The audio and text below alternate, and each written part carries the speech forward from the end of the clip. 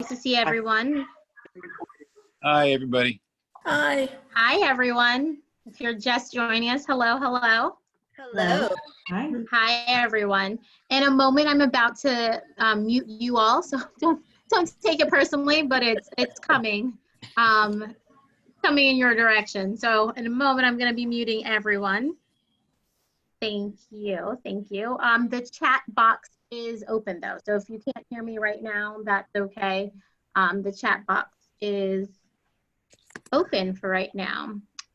Welcome everyone. Let me welcome you to our 5th Folger Teacher Community Conversation. We are so happy that each and every single one of you joined us.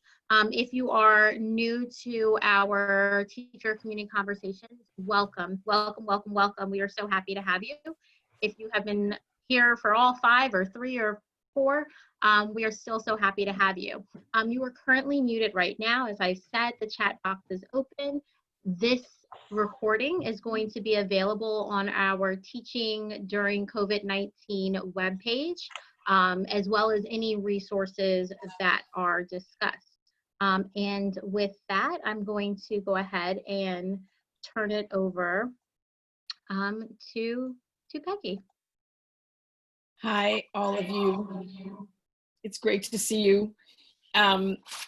We wait all week now for Wednesdays to get this going on, get to see all you guys. This is the group at the end of our meeting last week. This is a group that's talked about drinking, said, oh, we should all be drinking. And so we sent you some Shakespeare cocktail recipes. I hope you got them. So if you are drinking, all good. If you're not, also all good.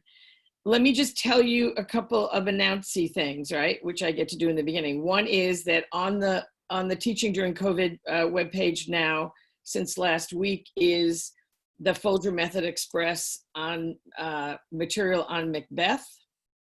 Oh, and you may or may not recall that the Folger Method Express packages are things that Debbie Gaskin and Greta Brescala put together in answer to your questions, which were, I have to teach a whole play and I have to teach it fast and right now.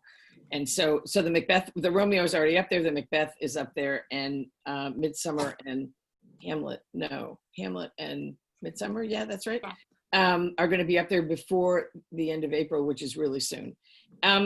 The other thing just to say is that the play-specific groups, which I'm consistently not calling play groups for an obvious reason, all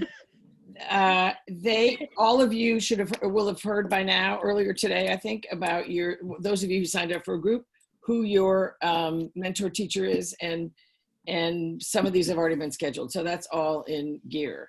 If you are not in a group and you crave being in a group, Heather, Folger Method Express stuff is available to anybody. It's on our Teaching During COVID webpage, which you can find on our website, all the stuff. And all the Folger, everything that we talk about can be found on that webpage, Teaching During COVID-19, which you're doing.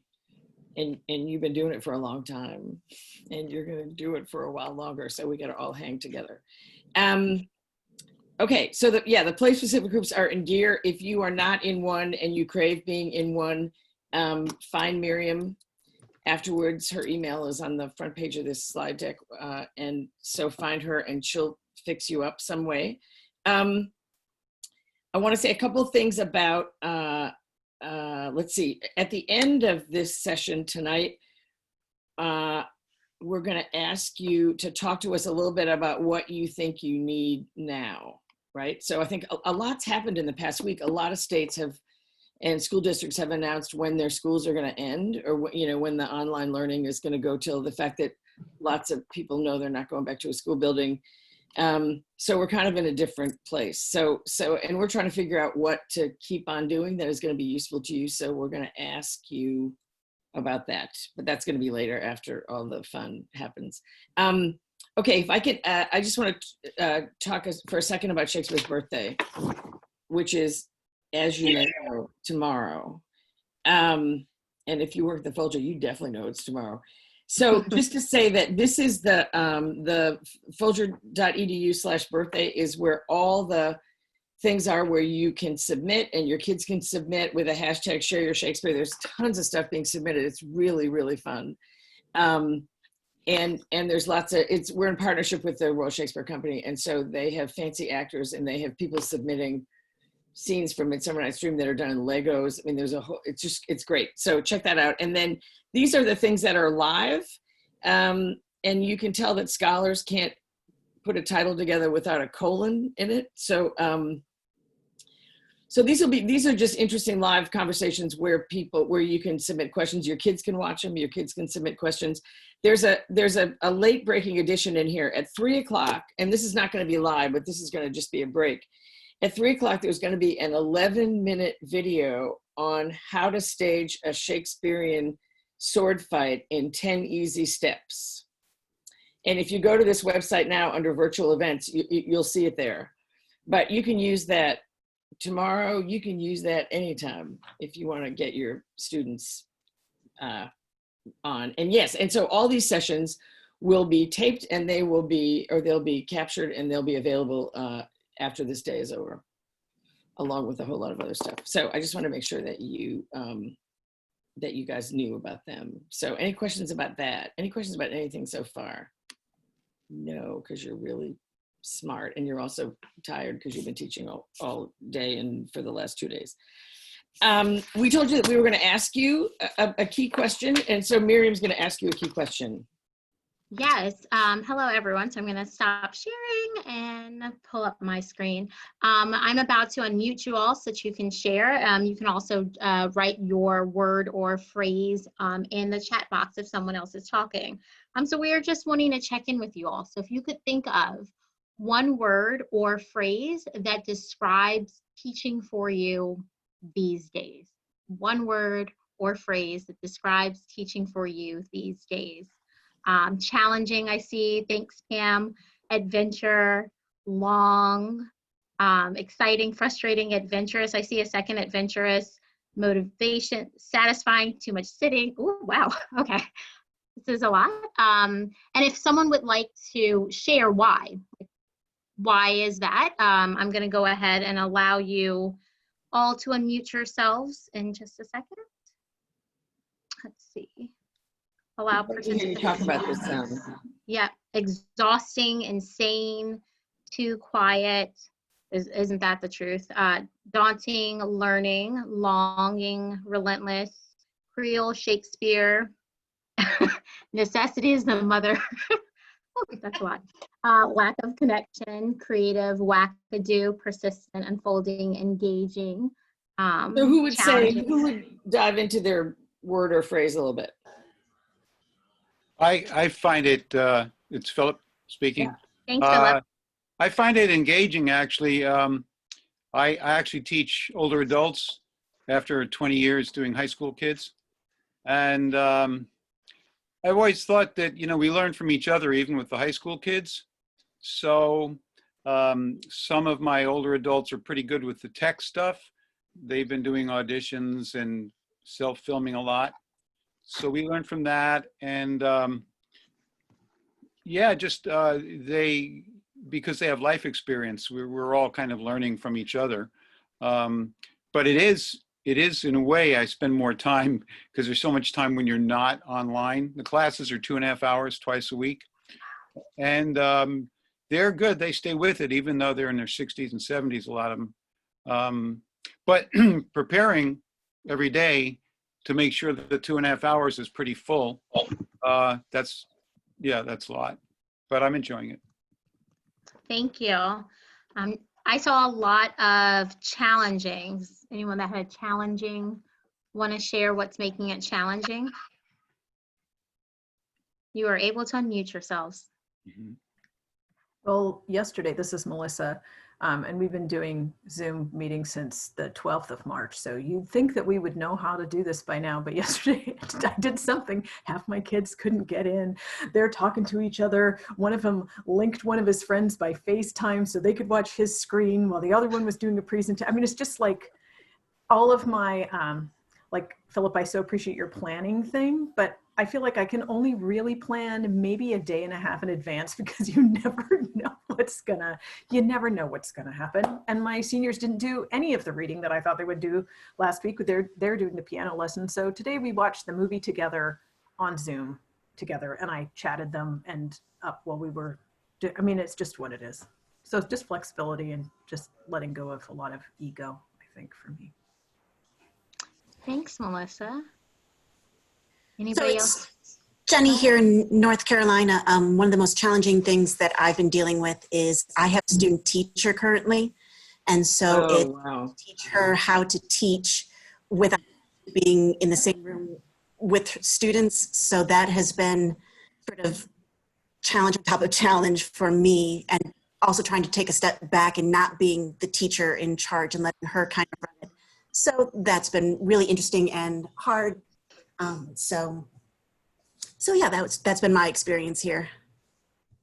Can I ask, there were a bunch of words in this chat box that were really positive. I have to say, I was really surprised to see so many of them. Words like adventurous and exciting, and obviously you all missed your students, but so who put something positive? Who would talk about that? Who hasn't talked? Hey, I'm a good teacher, so I can wait. And actually, and if it's somebody who hasn't talked in these meetings very much, we would love for you to talk. We want to hear. Hi, my name is Siri Lamb. I'm a high school teacher in Brooklyn, New York. It's my first time here, so I'm very excited. Awesome, go. Yay! All the previous sessions. I'm finding that this is tapping into like my I really have to think through every single decision I make.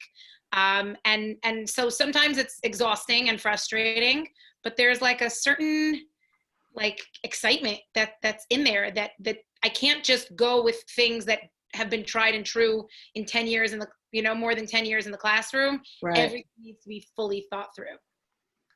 Yeah. Yes. Anybody else? I think, Sorry. no, go for it. Go for it. I hit the wrong button, so you can't see my face, but this is Pam from Idaho.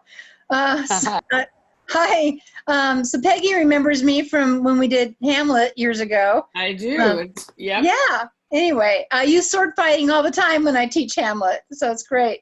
What's challenging for me is when we did our soft closure at school, we had just finished assassinating Julius Caesar in the forum. So the next step for me was to get the kids to understand the speech. If you were a plebeian, would you go with Brutus or would you go with Anthony? And I had this great lesson all figured out for logos and ethos and pathos. And my little ducklings had to figure that out on their own. And I don't want to use Shakespeare Made Easy because Peggy would trot across the United States and hit me on the head. So I wouldn't do that, but I would like to do that. I wouldn't actually do it. Okay.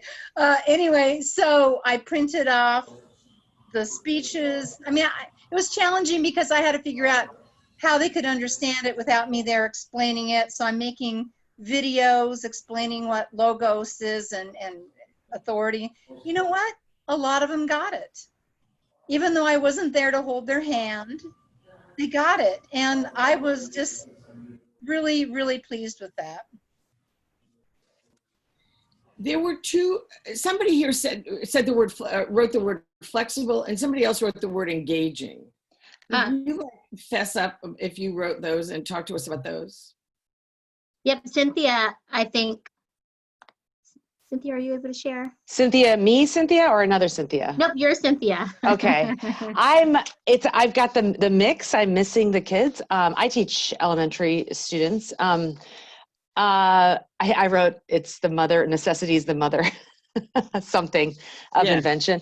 But I think it's a combination of, I'm being forced to be creative. I'm also, I try to role model the fact that even teachers make mistakes and we're learning and growing, role modeling that and not needing to be perfect. I teach students who tend toward perfectionism. In fact, that's something my school really has to work on with my students. So it's actually forcing that. I can't even though I'm comfortable being raw in front of my students, I really I'm really role modeling that, which also just breaks down barriers in my teaching with my students, that we can engage together. They, I hope, are building their confidence respectfully, but speaking. If they disagree or if they notice a mistake or an error, and which I think opens them up to being open to the text, because I'm not coming at them as the expert because I'm the one who has typos when I post their assignments online, or, you know, so I think it's opening up another level of engagement in that way. Great. Which I'm encouraged, that energizes me. Thank you. Who talked about flexibility? Don't you That hate was me, people? Peggy. It's Teachers Jess. that do this. Go. Well, I've realized that we have to be very forgiving of ourselves and the students. So there needs to be a lot of flexibility in what you expect and what you plan, and what you get back from students, because, you know, they might have the support, they might not have the support at home, and you yourself have to juggle 100 plus kids without having to have that human contact and reaching them somehow through internet, phone, parents, their friends, other teachers. So I've learned flexibility and forgiveness for yourself and the students is a huge, huge factor to surviving. I'm sorry, I barged right in here, Miriam. Anybody else? No, that's quite all right. The stuff to offer? We want to hear what you've got to say. We're going to compile this in a little bit of data and send it all back to you. You know, I didn't add a word, but my word, along with the humbling and challenging, would be humbling, because I think that we have to do what we ask our students to do all the time. Be creative, take a risk, get out of your comfort zone. So all of a sudden, you know, it's great to give advice, but sometimes it's uncomfortable when we have to take our own advice. And so I'm really enjoying that. And I think if you look back at the times in your life that you've grown the most, it's been when you've been uncomfortable and maybe had that anxiety of what's going to happen next. So I miss my students a lot, but I'm just embracing what every day has to offer. It's so astute. Thank you for saying that. I need to hear that myself. So thank you for saying that. Hi, this is Vicki in Ohio again. And we are doing, what I ended up doing was taking some of my students that are a little more advanced and really more in charge of their own learning. And I put them in a book study in a completely separate Google Classroom. And we're doing the book study on Ghost Boys. And so what I've found with that, they have, of course, an enthusiasm for reading the book. So we were meeting for the first time and half of them had already finished the book. So that was a little challenging. But then I gave them a reflection to do, and then they were to flip grid their reactions to a trailer that I had attached. And I think because they're secluded and because they're missing their friends, and I don't know what all factors into it, but such powerful insight came from that. And so I thought that's something that would not have happened in the regular classroom because of all the other distractions of all the other students and someone trying to be funny or whatever. But it gave like a really deeply felt, many of the students were crying as they did their reflection.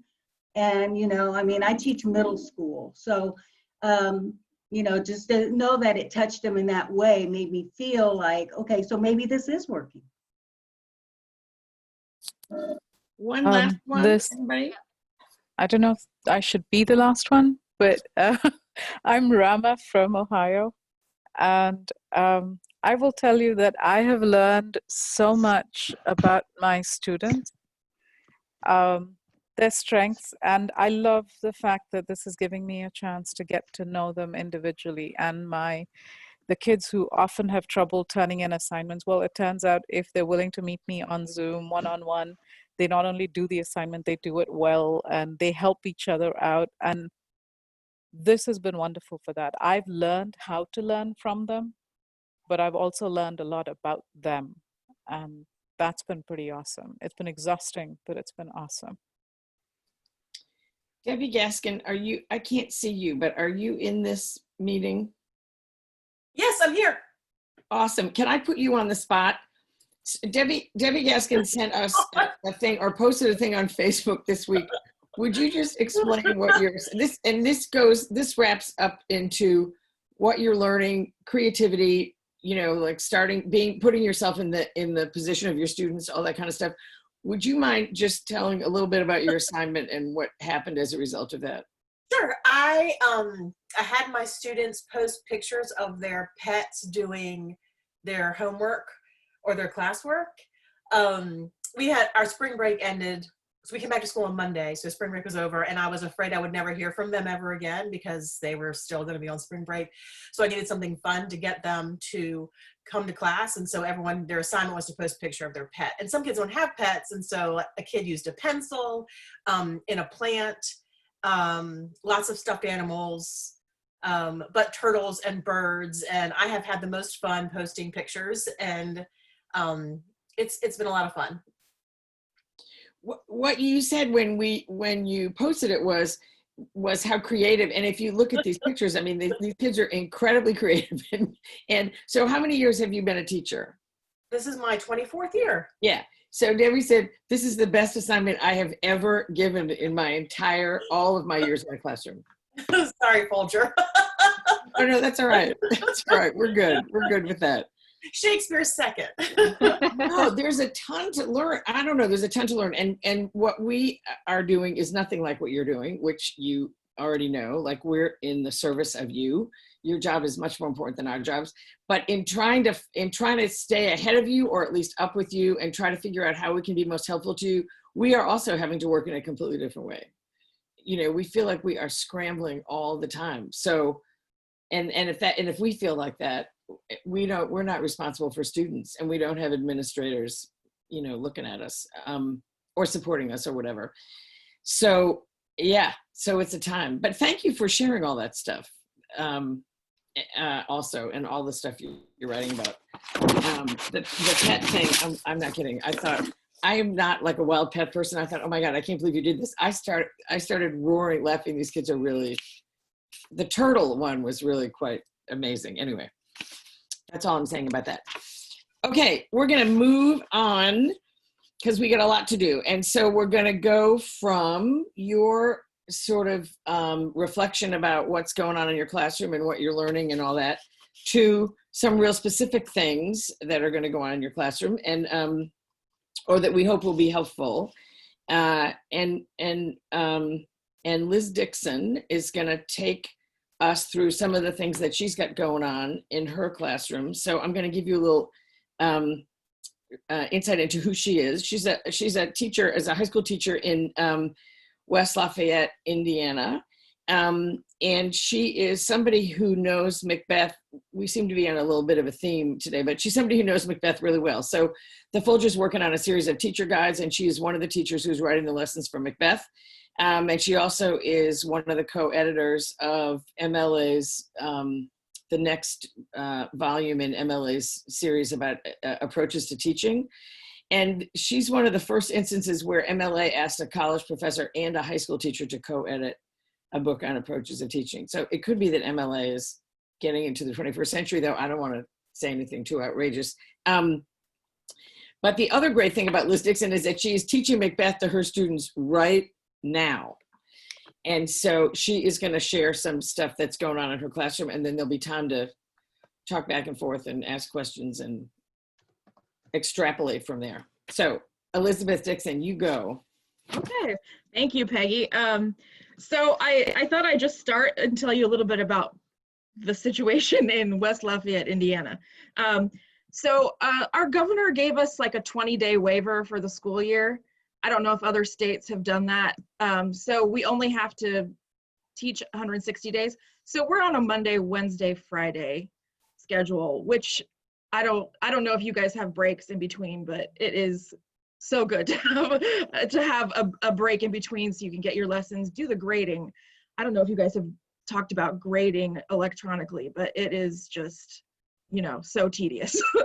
But we have a Monday, Wednesday, Friday. We do have like a schedule, but our administrators have left it up to us whether we want to do live meetings or not, because there's so many different factors. We've got teachers with their own kids at home, and so I made the decision to not do live meetings, and part of that is because I'm in a PhD program also in urban education, and my focus for the last semester, I just started in August, but I guess the last year almost, has just been on equity and access and opportunity gaps.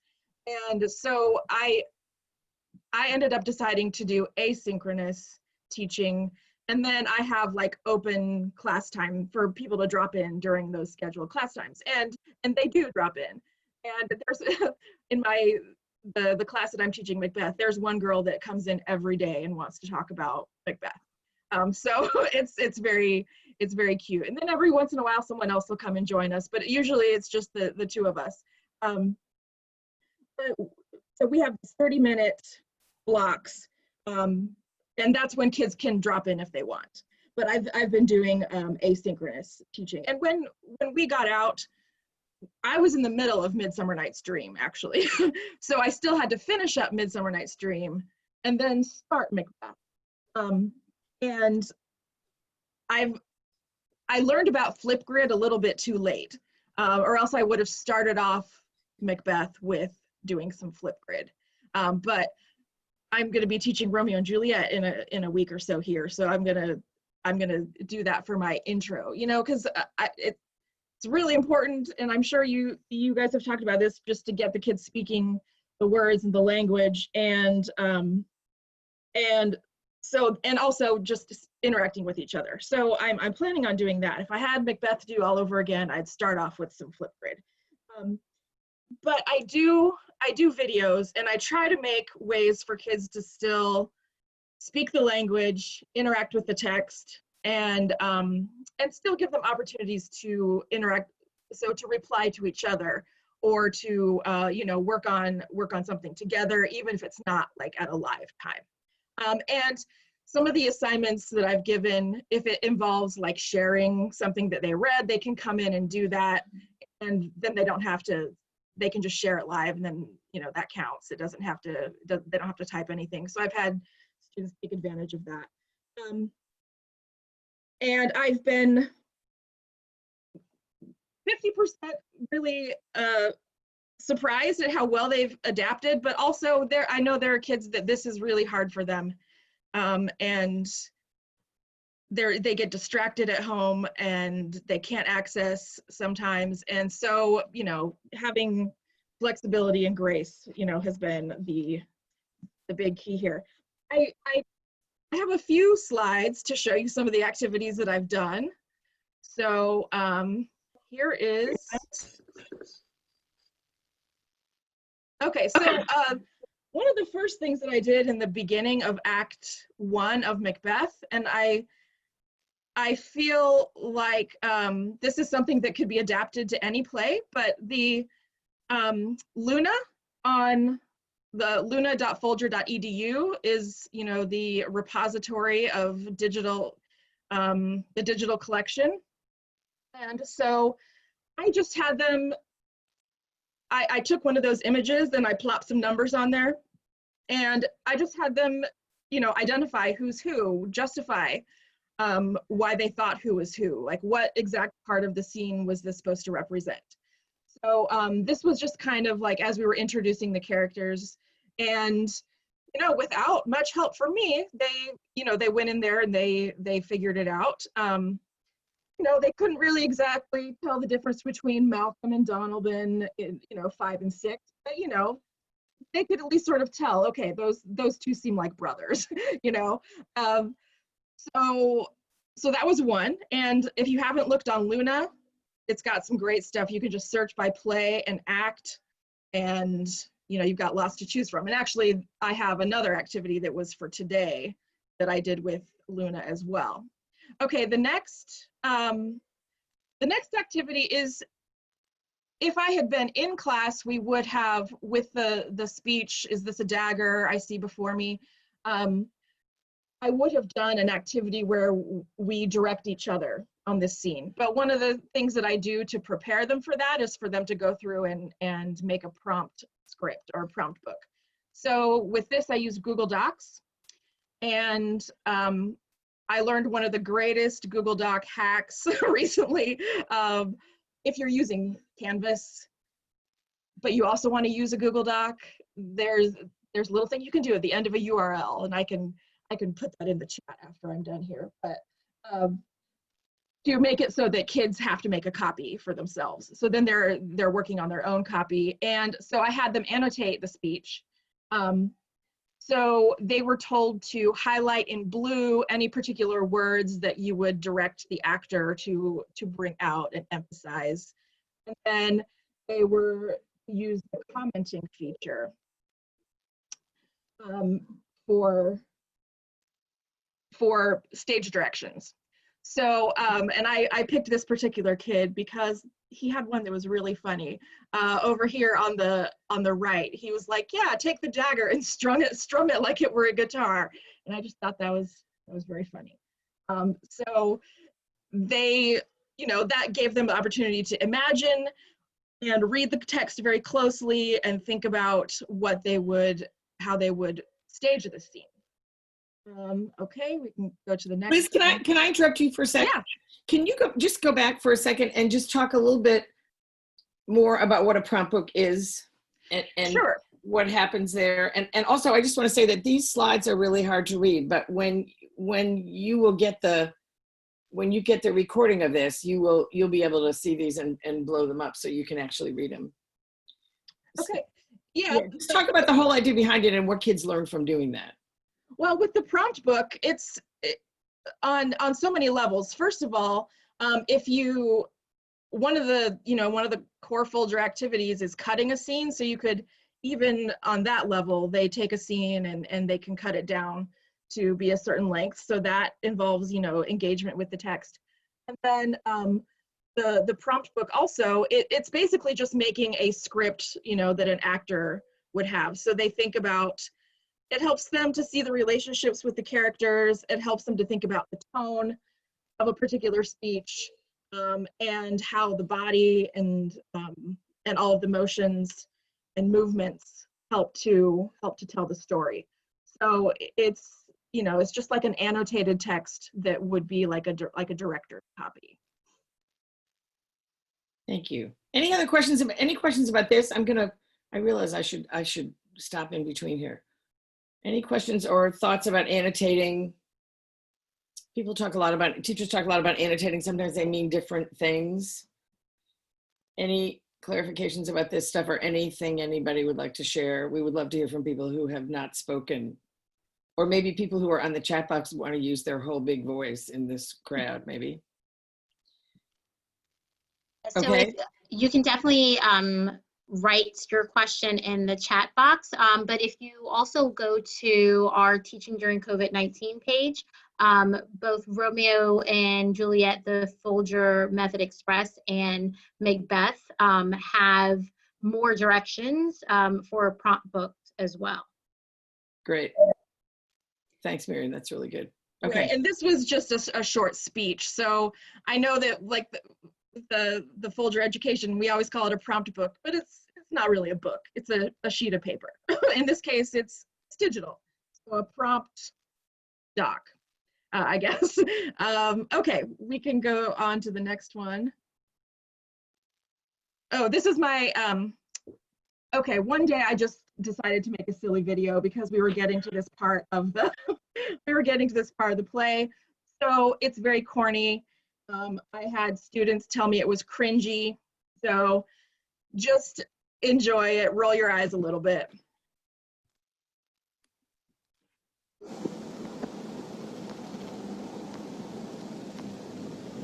Is this a dagger which I see before me? The handle toward my hand? Thou marshallest me the way I was going, and such an instrument was I to use. hear it not, Duncan, for it is a knell that summons thee to heaven or to hell. I have done the deed. What hands are here? They pluck out mine eyes. Will all Neptune's ocean wash this blood clean from my hands? All right, so that was that was just something silly I did, and I sort of wish that I had then put this on Flipgrid so that they could post their responses, but I did not come up with the Dunkin' Donuts connection myself. It was a student a few years ago, and I just decided to go with it this time. I'm also thinking of having students do something like this, where for one of their final assessments, where they can pick a scene, pull some lines from the scene, and then do some sort of montage like this. It doesn't have to be Dunkin' Donuts or anything, but they can, it could soliloquy themselves. And I think would be really interesting because a lot of times I assign students to do a soliloquy or a monologue, and it's always, from third person, I guess, looking at them. But it would be interesting to have it be from first person. What does the speaker see? And I haven't done it. I haven't assigned it that way, and so I'm gonna have this be one of the options that I give. Not particularly this scene, but like a first person perspective. Okay, we can go to the next one. Wait, sorry. Yeah. Questions about this, questions for Liz about this video or what she did with it or why just any questions about that. There's a lot of chat in the chat box, but this is the live person who made it up right in front of you. And so you can ask questions and get answers or have additional thoughts right now. So you won't miss that. There was just a question, what program did I use? I just used my iPhone video, and then I put it together on iMovie. It literally took about 5 minutes to put it together. Liz, would you have done this if you were in a classroom with kids? Have you done this before, or did teaching asynchronously in the way you are prompt you to do it? I think it did. I mean, I've had students bring in like theme food before, and so somebody brought in Dunkin' Donuts once. And we'll do some scenes like at a banquet, and we'll sort of recreate the scene with Banquo. This was the first time I was like, I need to put fun stuff up there, and so I've been posting a lot of memes and just humorous things. There's a lot of really great Macbeth memes out there too. Great, thanks. Okay, and this is an idea that I took from Shakespeare Set Free. Although in Shakespeare Set Free, there is an example from Midsummer Night's Dream. And I was really super impressed with my students for this because all I did was post the Midsummer Night's Dream story map and just said to them, hey, do this for Macbeth. Here's Midsummer Night, and they had already studied Midsummer Night's Dream, so they were familiar with that play. And I said, okay, just take it up to Act 2 though. So they were supposed to focus just on everything we knew up until Act 2. So it was supposed to introduce all of the characters and show relationships and focusing on who knows what, where are different locations in the play, who's moving from one location to another, and then what questions are still unanswered. So it was just something to show their thinking. And some of them did better than others. This one I think was probably the most detailed as far as like, what are some of the unanswered questions still? And so I wish that I had emphasized that a little bit more in my instructions, but they all used symbols, they all used arrows pointing in different directions, and I was really impressed with everybody on this. And this is another one where they can share it and then they can comment on each other's. So that's one way that I've tried to bring some interactivity into the lessons. Any questions about that one? Yeah. I was just going to say, I really like that the story map is something they don't have to create it on the computer. They can photograph it, they can send it to you, if students have access to a phone that can send a picture, it can get to you. And it also gets them away from the screen for a little bit too. The question, where do I have kids share and comment? We use Canvas, and so there's a place that you can have a discussion. So I've done that. And there was a question that popped up and I think I missed it. They're disappearing quickly. Wait, let me help you. Okay. The question is, now that we're teaching remote, are you showing film versions? Oh, yes. Yes, I am. Because of the, well, I always have them compare different scenes. I sort of key in on different scenes. I had them watch the Folger version that's on YouTube for the dagger scene. And for the witches scene, the one in Act 4. And they have the link though now, so I'm sure that a lot of them are just watching the whole thing. That's not really something I can control, but I still am providing other comparisons. For example, like the Banquo scene where Banquo's ghost appears. I found a version on YouTube where they made the choice to have Banquo just talk to an empty chair, and that always brings up interesting comments, because then they think about like, so how does that change the experience for the audience? Because you can really see Macbeth becoming unhinged, but on the other hand, it's really fun to see a bloody ghost, So we talk about which one they like better, and a lot of times when I'm teaching live, I will do lots of performance types of activities in class, but since we're doing, we don't have as much time, I'm kind of, making sure to kind of keep moving through the play, and then I'll give them that kind of opportunity at the end, do some performance. Liz, thank you. I wanted to ask a question about the last thing. I couldn't unmute myself for some reason. Madonna, can I ask you to hold it, because we're going to miss an opportunity if we don't keep moving. So would you mind either putting it in the chat box, or we'll get back to you at the end? Do you mind? Sure. No, thank you so much. Thank you, Madonna. Yes, and thank you, Liz Dixon. That was awesome. No surprise there. Yes, and these are some ongoing assignment ideas that Liz has. And again, all these are going to be as part of the recording that you can get from us. So now we're going to go on to our next fabulous guest, who is Kate Eastwood Norris. Kate Eastwood Norris, will you say, yes, she's in this room, but that's a picture of her, right? Mm-hmm. I'm going to introduce her, and it's not going to take very long, but Kate is an actor, and she is an actor who has been performed in plays all over the United States, though she has done a lot of work at the Folger. So I'm just going to tell you briefly that at the Folger, she has played roles in Mary Wives of Windsor, 1 Henry IV, King John, Macbeth, Taming of the Shrew, Hamlet, Midsummer, Much Ado, Two Gents, Twelfth Night, As You Like It, The Tempest, and on. And she is no slouch. She has these award-winning performances. She can play, and she also has played a lot of men's roles, which is really interesting. The other great thing about Kate Norris, and the reason she's one of my favorite people, is that she is as interested in teaching as she is in acting.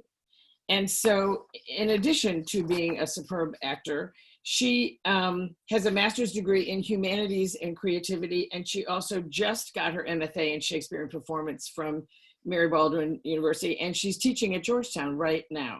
And she is, the thing that she and I end up talking about always is not about acting, but about teaching. So I said to her, come and do a thing with this group, this hard-working group of people. And so she's going to take us all through some stuff now, and then we'll have some Q&A with her at the end. And so what we're going to do for this, while Kate is working with us, is we're going to disable the chat box. And if any of you are chat box addicted, I'm going to give you a chance to try to grapple with that a little bit. And then she's going to ask various things of us and is going to tell us what she wants us to do and all that. So Kate Norris, you go. Okay. Hi, everybody. It's so nice to be here. So great to be here. I'm teaching myself actually right now, because obviously I can't be in a play. until maybe next year. But I'm teaching a scene studies class, which is interesting. So it's acting, and I might say something about how to achieve intimacy over this technology that we have after I'm done. But what I wanted to do was mostly for your entertainment, and then we can scrape out some possible tools for your classroom out of it. I don't have, because of that, this conversation has been so awesome, I'm a little bit short on time. So let's just go heavy on the relax and be entertained section. Take all the time you need. Okay. Yeah, we're gonna make up some time on the for end. So Okay, okay. I'm gonna do a monologue from As You Like It. It's Phoebe. And for those of you who don't know As You Like It, I assume most of you do. It's a play, I'll get really general here, about a girl named Rosalind who gets banished from town because of her evil uncle. And she dresses like a boy and goes to the Forest of Arden with her cousin. And she dresses like a boy because it's safer to go as a boy. And she meets Orlando, who will end up being her true love. And he thinks she's a boy. But they sort of fall in love despite the fact she's dressed like a boy, As You Like It. And then they end up getting married at the end, and she does this big gender reveal, and everything is happily ever after, yada, yada, yada. So anyway, in the Forest of Arden, there are a bunch of locals and a lot of shepherds, actually. I don't think of sheep in forests, but Shakespeare certainly did. So there's this guy, Silvius, who's a young shepherd. And then there's this young woman, Phoebe, who's a shepherdess. And Silvius loves Phoebe, but Phoebe could care less about Silvius. But one day, Rosalind, dressed up as a boy, Ganymede, comes up. Phoebe sees her for the first time, falls deeply in love right in front of Silvius. And Rosalind is like, okay, back up, love the guy who's next to you. I'm not for you. I'm out of here. And Phoebe is left with Silvius, and she gives this following monologue. So I'm just gonna, I picked it because it's funny and we need funny. And I also picked it because she's thinking out loud. And I think in most of Shakespeare's monologues and soliloquies, all their characters are thinking out loud. I think that's why these things are so long, because they're trying to figure out what they're saying. But this one in particular, she's back and forth, back and forth, back and forth about this boy she just met. And her mind is working overtime. The punctuation is off the hook. And there's lots of switches to be made. And there's a real journey to go on. So it's also fun to do. So I'll just shut up and do it. It's from Act 3, Scene 5, lines 116 through 135. And I have it memorized. Okay. Think not I love him, though I ask for him. 'Tis but a peevish boy, yet he talks well. But what care I for words? Yet words do well when he that speaks them pleases those that hear. Oh, it is a pretty youth. Well, he's not very pretty, but sure, he's proud, and yet his pride becomes him. He'll make a proper man. The best thing in him is his complexion, and faster than his tongue did make offense, his eye did heal it up. Well, he's not very tall, but for his years, he's tall. His leg is but so, and yet 'tis well. Oh, there was a pretty redness in his lip, a little riper and more lusty red than that mixed in his cheek. 'Twas just the difference twixt the constant red and mingled damask. Now there be some women, Silvius, had they marked him in parcels, as I did, would have gone near to fall in love with him. But for my part, I love him not, nor hate him not. And yet I have more cause to hate him than to love him. For what had he to do to chide at me? He said mine eyes were black and my hair black. And now I am remembered scorned at me. I marvel why I answered not again. Well, that's all one. Omittance is no quittance. I will write to him a very taunting letter, and thou shalt bear it. Wilt thou, Silvius? Okay, that's the monologue. Now, oh, thank you.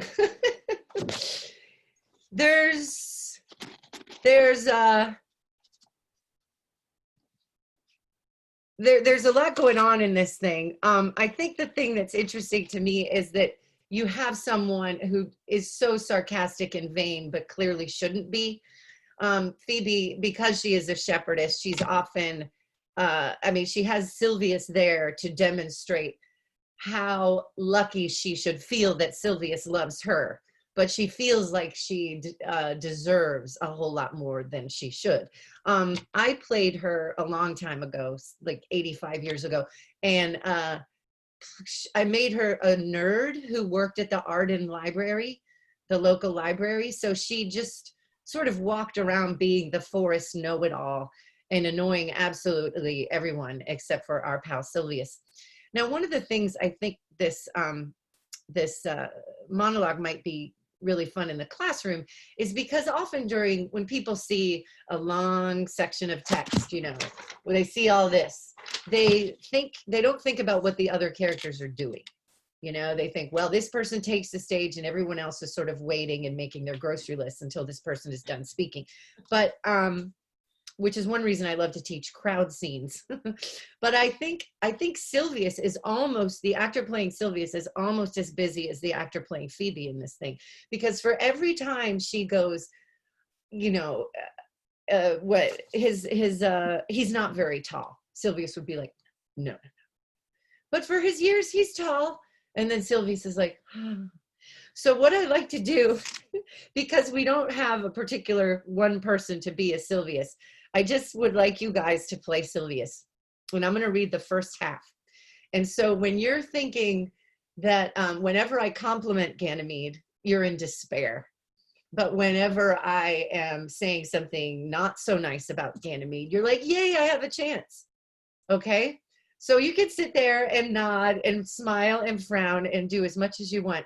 But just notice how active Silvius is in this thing. Because honestly, on stage, that's half the fun, is watching the Silvius go back and forth on this crazy journey that Phoebe has. So I'm going to go for it, and I'll be a little slower. But what it also involves is really, really listening. Okay, let's give it a shot. So you're my 100-headed Silvius. Well, think not I love him, though I ask for him. Tis but a peevish boy. Yet he talks well. Oh, but what care I for words? Yet words do well when he that speaks them pleases those that hear. Oh, it is a pretty youth. Well, he's not very pretty. But sure, he's proud. And yet his pride becomes him. Oh, he'll make a proper man. The best thing in him is his complexion. And faster than his tongue did make offense, his eye did heal it up. Well, he's not very tall, but for his years, he's tall. Well, his leg is but so-so, and yet 'tis well. So we have that sort of thing going on. Now, there could be the sort of thing, I couldn't look at you all. I'm going to pick one of you.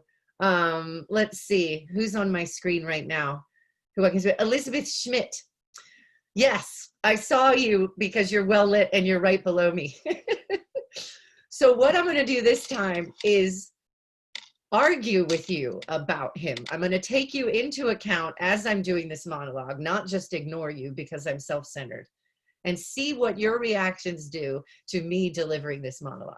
Okay? Okay. All right. So, let me unmute. Yeah, there you go. There you go. And feel free to make noise, you know, whatever you'd like to do. So I'll start over again. Looking at you. Well, think not I love him, though I ask for him. It's just but a peevish boy. Mm-hmm. Yet he talks well. But what care I for words? Yet words do well when he that speaks them pleases those that hear. It is a pretty youth. Well, he's not very pretty. That's good. But sure, he's proud. And yet his pride becomes him. Oh, he'll make a proper man. You know, the best thing in him is his complexion. And faster than his tongue did make offense, his eye did heal it up. Well, he's not very tall. But for his years, no, he's tall. His leg is but so-so, and yet 'tis well. Okay, so there you go. There was a little bit of hands for Elizabeth Schmidt, please. Yes. Now let's put the text on. Could you do that for me? Thanks. Let's put the text on, and just really quick, I want to show you this wackadoo punctuation. Actually, well, while the text is going up, can I just say to you guys that when Kate and I talked about what she would do with you guys tonight, we purposely picked a speech that is something that I was pretty certain that none of you were teaching. And so that's done on purpose. So if any of you are lurking around thinking, Lord. well, this isn't going to be useful to me because, or this isn't any fun because I don't teach this, just stop that immediately, right? And the idea is that it's a whole new, fresh thing. And that it's, I mean, it may be familiar to some of you, but in terms of teaching, it would be unfamiliar. Not very many people teach this play. But also, as Kate said, because it's funny and it's very different. I mean, what you guys are talking about a lot are teaching these big tragedies. So that choice was made very deliberately, and for that reason. Sorry. And hopefully, thank you, Peggy. And also hopefully the approaches are things you can use on any monologue at all. Yeah, absolutely. Yeah. Okay, it was up there. Is it because I started talking that it went away? I don't know. It went away though. Okay. Yay. All right. Look at the punctuation here. It's, I mean, dash. This is from the Folger digital edition, so you know it's historically authentic and real. So there's periods, there's dashes, there's question marks. The meter, I looked at the meter and I would say half of it has extra syllables, which is a great way to show how when people break that rhythm, it's because there's a reason. And the reason here is that she is thinking up a storm. She cannot make up her mind about how she feels. But the main thing that was really interesting and really fun to play is getting down about halfway. If you see, it's right after betwixt the constant red and mingled damask. So there be some women, Sylvius, had they marked him in parcels as I did. You see where that is? That's like halfway down. Would have gone near to fall in love with him. But for my part, I love him not, nor hate him not. And yet I have more cause to hate him than to love him, for what had he to do to chide at me? He said mine eyes were black and my hair black, and now I am remembered, scorned at me. These are one syllable words from parcels all the way to remembered. That is 1, 2, 3, 4, 5, 6.5 lines of totally one syllable words. So what does that mean? You know, how would a student look at, I mean, if you notice that for them and you point that out, what are you going to say? Well, it could have to do with so many things, and it's as good as it's, another thing I was going to do was get redirected, which is something that Liz was talking about, but you were sort of already talking about that, so I might not necessarily do that depending on time. But this would be a great moment of figuring out, what does it mean when there is one syllable words, one after the other? Is it speed? Is it intensity? Like, there's so many different ways I could do it. I could go, let's see, let's go back. Can you go back to, can you see me in a box right now? Mm-hmm. Yeah, okay, so I'll just do it and keep it up there. There be some women, Sylvius, had they marked him in parcels as I did, would have gone near to fall in love with him, but for my part, I love him not, nor hate him not, yet I have more cause to hate him than to love him, for what had he to do to chide at me? Okay, so you have this sort of, I'm thinking and moving up and down the scale kind of delivery. You also have the way that she gets really angry. For what had he to do to chide at me? So it's very interesting how the one syllable words can manifest itself. What do you guys think? Give me an example. Like, what do you think that means and let's use me to demonstrate it for you. So redirect me and we'll see what sort of interpretations a bunch of one syllable words at a time means. Does anyone have any ideas? Okay, I've just allowed you to unmute yourself. It's choppy. So like, you know, like you said, it does show a lot of emotion, perhaps maybe some anger. Right on. Okay, we'll take that in. Another one that I can add to the mix? I would say a lot of frustration. Frustration. Okay. Like with Ganymede or with the entire circumstance? I think with everything that it's just that kind of that fomenting of, okay, now that's it. I am so frustrated. Okay. And all I can spit out are one syllable words. Okay, great. That's great. So what we'll do is that good old thing that makes acting good, which is not knowing what the next word is. And I'll add that into the frustration and to the choppiness that was it Madonna that you said? Mm-hmm. Yeah. Anger. Okay, and the anger. All right. So, hi, baby. Okay, here we go. There be some women, Silvius, had they marked him in parcels as I did, would have gone near to fall in love with him. But for my part, I love him not, nor hate him not. And yet I have more cause to hate him than to love him, for what had he to do to chide at me? Okay, so there's a little bit of that. And it's fun because it really helps the actor get frustrated simply because of it's almost like out to in. The physical act of saying these words one at a time makes you frustrated. It makes you struggle for breath and get louder. So it's a fascinating thing. But I don't think, I think to me, that's one of Shakespeare's embedded directions, you know, what he does with his language, so that because there was no director, so to speak, it's all in there that when an actor sees that, they know, well, something's going on and it's probably frustration or anger, or at least a whole bunch of emotion. So that's an example of Shakespeare being a director. Isn't that why we don't translate it? Because the acting directions are in the text. Right? Yes. Yes. Paraphrasing is, I don't know. I'm not into it, but some people are. Maybe Folger is, so I don't want to get too hard into it. No, we're not. No, we're totally not. You're not? Okay, good. Is there, where are we at? Time? We're good. You're good. Keep going. Okay. Is there any other way you'd like me to do this scene or part of it? Do you want to look at it again so you can, wait, Jennifer has something. One of the first thoughts that came to my mind was about, they were simple, so that simple-mindedness. And is she kind of doing that because she's poking fun at them and going with a whole gender thing here, that men and married and having a son, sometimes they get very simple-minded, and I need to keep it short and simple and straight to the point to tell you what I mean. Okay. So I don't know, that was just my first thought. And that's great. So this is for Silvius, keeping it super simple for Silvius. Because absolutely. Because he's just so local, as it were. There you go, right, yes.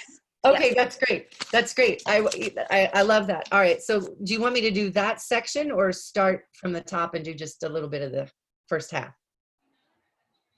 Either way, doesn't matter. Okay. You choose. All right, I'll spell it out for Silvius. So he's just confused then. All right, so there be some women, Silvius, had they marked him in parcels as I did, would have gone near to fall in love with him. But for my part, I love him not, nor hate him not. And yet I have more cause to hate him than to love him, for what had he to do to chide at me? So that's interesting. Now, I like that. And then it turned in, at least for me, it turned back into her going off thinking about something else again. So maybe I'd speed up again. Huh, so that'd be interesting. So There be some women, Sylvia said, they marked him in parcels as I did, would have gone near to fall in love with him. But for my part, I love him not, nor hate him not. And yet I have more cause to hate him than to love him, for what had he to do to chide at me? That's interesting. That's really fun. There's a lot going on there. So yeah, and I think it's so important, this redirection, because it shows people that you can think a whole bunch of things, but when you see it in action, maybe it doesn't work. And the whole point is bringing these plays to life, right? And so maybe it doesn't work, maybe it only works for part of it, or maybe it absolutely works. But for a student to take the ownership of directing on how they think it goes, and to have somebody really take that direction, I think it gives them the ownership of Shakespeare and the confidence to, as an individual, feel like an interpreter, as opposed to think everybody knows more about this than I do. I will never catch up.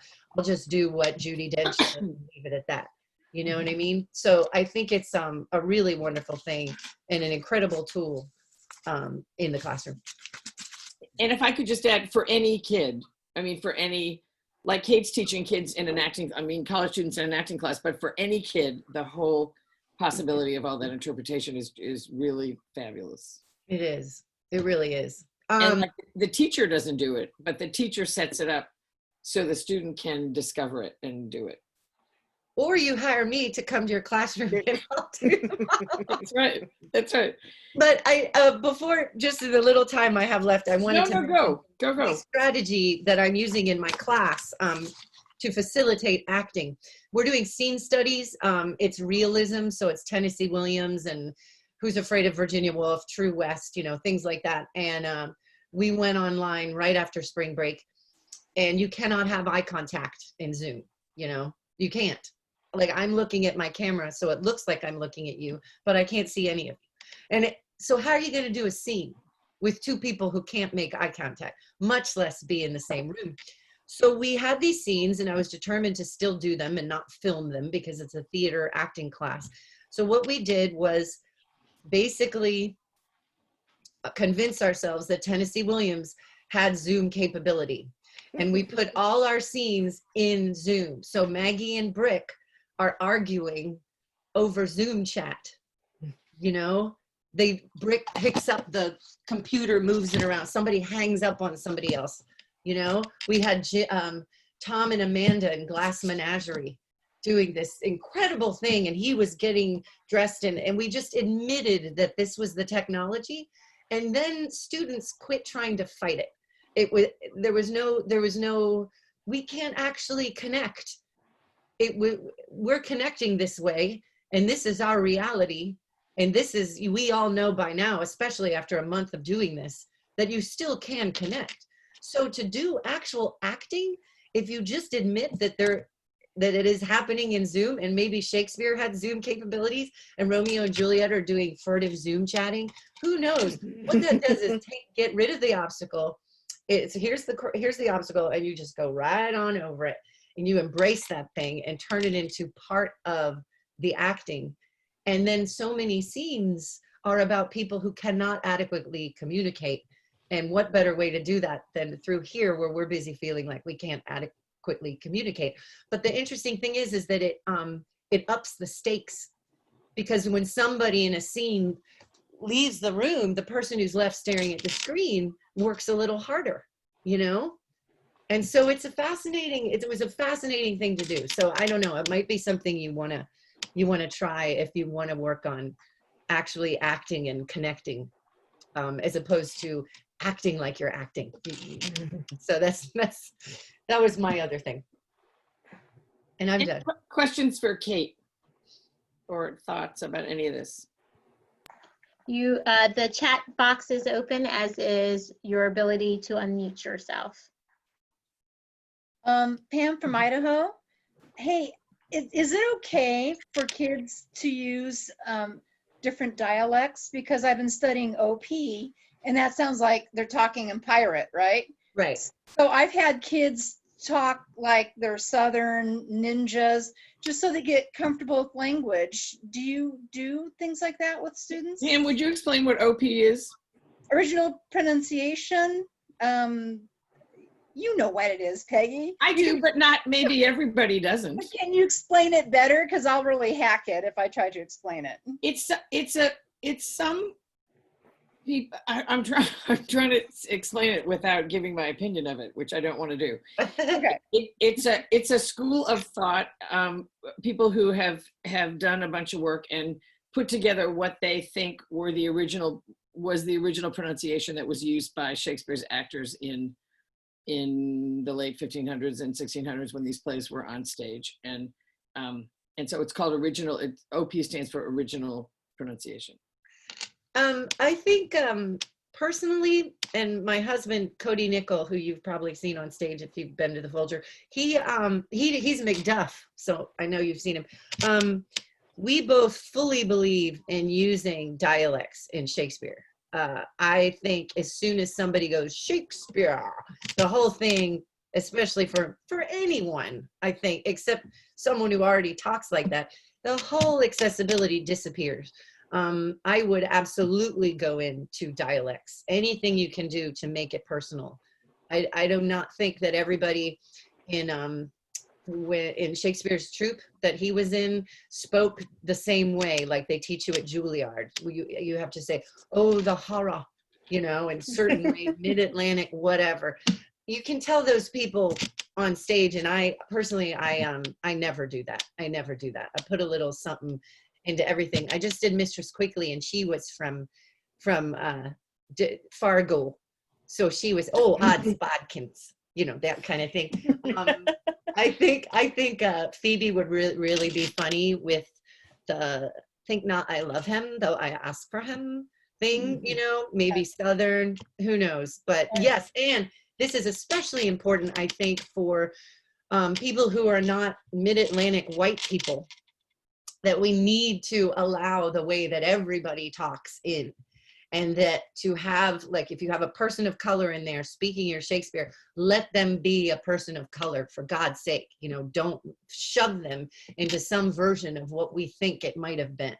I'm absolutely behind that, and I hope that that theater makers embrace this. I think more and more they are, but I'm very excited to hear all the music of America in our Shakespeare over the next century. Thank you. That helps. One last question for Kate from somebody who hasn't asked a question or had a comment. You can tell I'm a teacher, right? Anybody? You've given them a lot to think about. It was so clear. There's no question. Hi, I'm Ann Herring from Orlando.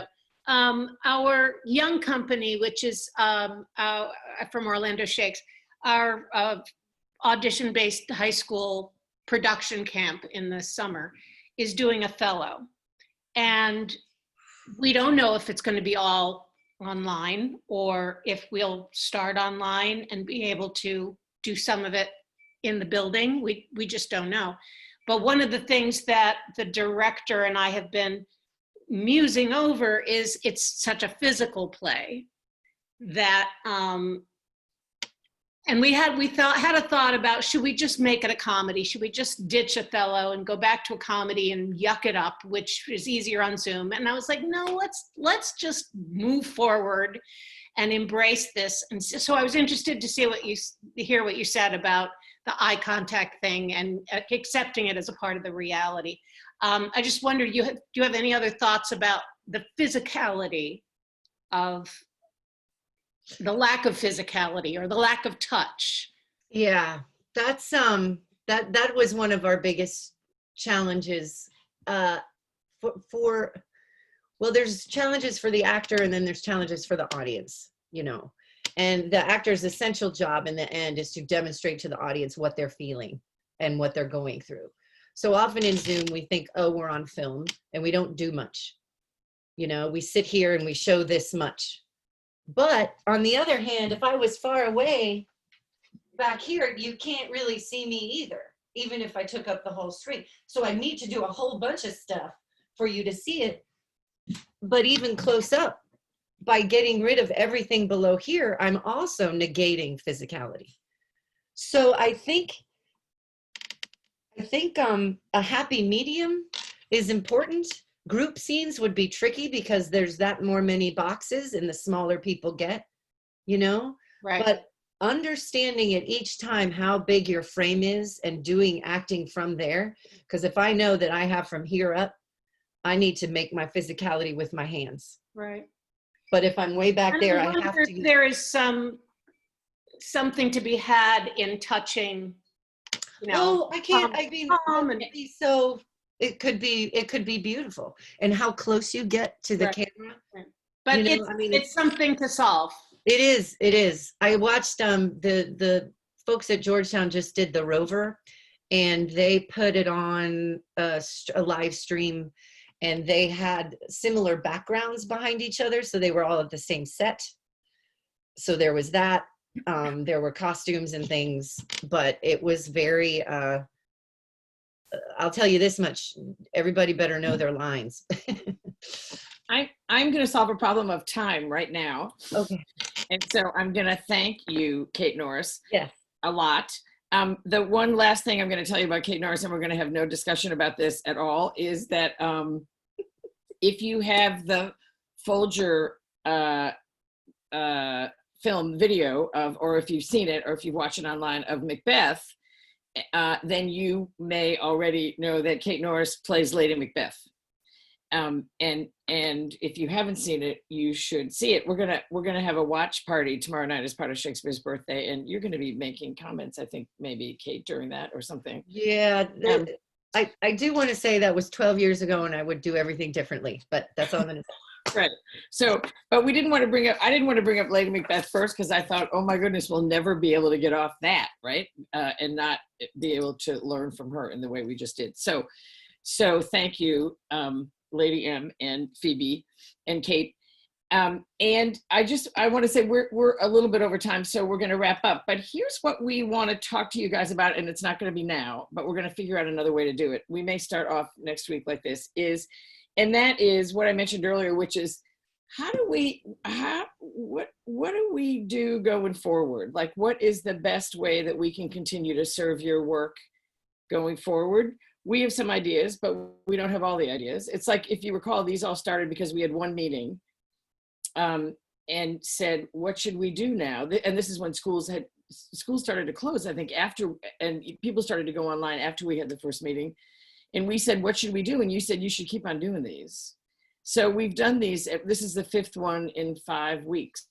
So we have questions like, should we keep doing those every week? I mean, schools now know when things are, when schools are going to wrap up. Do we continue to do things that are useful to you? There's a lot of talk in the chat box about assessment and testing, and you know, I have such a love-hate relationship with chat boxes. I love them, and they also drive me crazy. So I would just ask you, and we'll put a thing out because we want everybody to think about this, is what are, should we keep doing what we're doing? Are there different kinds of next steps? Are there different things that you need? How long do you think you'll need it? All that kind of stuff. So that's in the future. That was going to be a little bit of tonight, but it's not, because we got 2 great people talking to us instead. But we're going to come back and ask you that, because as you know, we don't make unilateral decisions. We only make decisions that that are done in a whole lot of consultation with people who are in classrooms every day. And yeah, people who are on the front line in classrooms every day. You are doing the most important work on earth. So stay tuned for that. That's coming. Okay, I think that's it. Thank you, everyone, for joining us. You're going to hear a baby in the background. Yes. It is just that time. Just a couple of things. Let's see if my screen is not quite sharing yet. That's fine. If you have some ideas for what we can do, what you would like to see, you can always email me at mtrowell@folger.edu. It's Madison. Hi, Madison. my beautiful little girl. Okay. And don't forget Shakespeare's birthday is tomorrow. Right. So feel free to go on Folger.edu /birthday. And we will have everything posted on Thursday. On Thursday. Tomorrow evening. Yeah. And that's all I've got for you all. Right. We're done. Take care, you all. Thank you all. Keep doing. Thank you. Thank you. Thank Kate. Thanks, Liz. Well done. Thank you. Awesome. Thanks. Thank you. Thank you. Very much. Thank you.